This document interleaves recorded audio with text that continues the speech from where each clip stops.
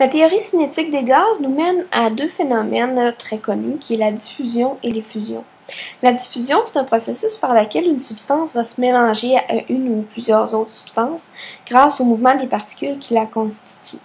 Quand on parle des gaz, on va parler de la deuxième règle de la théorie cinétique des gaz. Donc, étant donné que les particules de gaz se déplacent en ligne droite, elles vont se répandre uniformément dans tout l'espace qui lui est disponible. Si je vais dans une pièce et j'expulse un peu de parfum dans la pièce, le parfum va tranquillement diffuser dans la pièce, étant donné que les particules gazeuses se déplacent en ligne droite.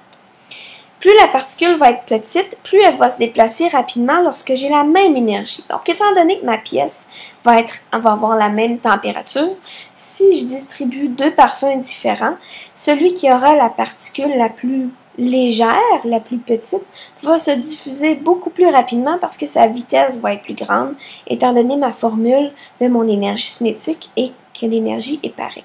Donc, plus une particule va être lourde, plus sa vitesse de diffusion va être lente. Phénomène très semblable, l'effusion, c'est un processus par lequel un gaz va passer au travers d'une paroi, d'un petit trou, plusieurs petits trous. Vous avez un pneu qui dégonfle, par exemple, il y a des gaz qui vont passer par les très petits trous des parois du pneu. Vous avez un ballon aussi qui peut dégonfler, etc. Il y a plusieurs échanges gazeux qui se font par effusion aussi dans les organismes vivants, par exemple, par les poumons. Les gaz vont traverser les membranes par effusion. Même principe que pour la diffusion, plus la particule est plus petite, plus elle se déplace rapidement pour une même quantité d'énergie, donc à une même température. Ce qui fait que les particules plus petites, non seulement elles sont plus petites, donc elles ont plus de facilité à passer à travers les trous, mais en plus elles se déplacent plus rapidement, donc elles ont plus de possibilités de sortir par les trous. L'effusion va donc être plus rapide.